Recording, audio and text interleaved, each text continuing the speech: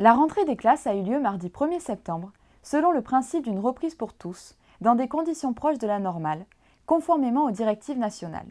Pour autant, la progression de la Covid-19 dans notre département est très importante. Les Alpes-Maritimes figurent depuis jeudi dernier parmi les 21 départements classés en zone rouge. Aussi, la ville du Cannet tient à vous informer des moyens qu'elle mobilise pour que cette rentrée scolaire se fasse dans les meilleures conditions possibles, particulièrement durant le temps périscolaire dont elle a la gestion. Ces mesures ont été décidées en concertation avec les services de l'Éducation nationale et les chefs d'établissement du Cannet.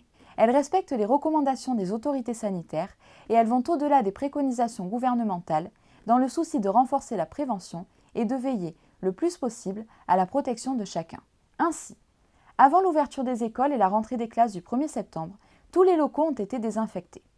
Ils le seront de nouveau une fois par semaine, tout au long de l'année, par une entreprise spécialisée. Des tests de dépistage sont pratiqués auprès de tous les agents municipaux.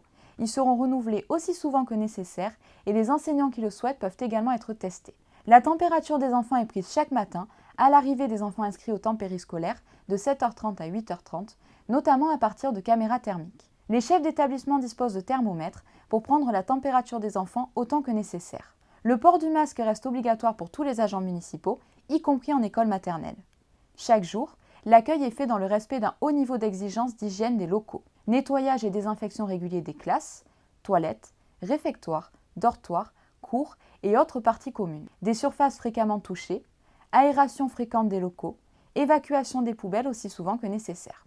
Des moyens sont en place pour que les gestes barrières et les mesures d'hygiène personnelle soient appliquées en permanence. Mise à disposition de savon liquide, gel hydroalcoolique, installation de stations automatiques de désinfection des mains, essuie-tout à usage unique, gants et poubelles à pédales dans les classes. Même si la distanciation physique n'est plus obligatoire, des mesures restent applicables.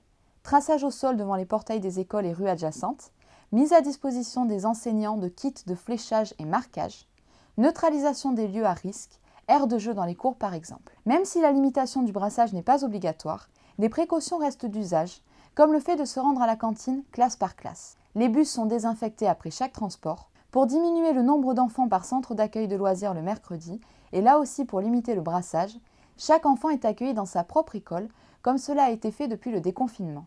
Il existe dans chaque école un lieu susceptible d'isoler un enfant fébrile.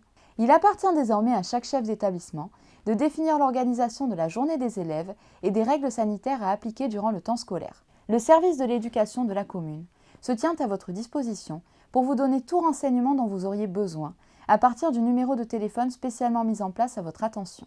Allo rentrée des classes 04 92 59 27 33.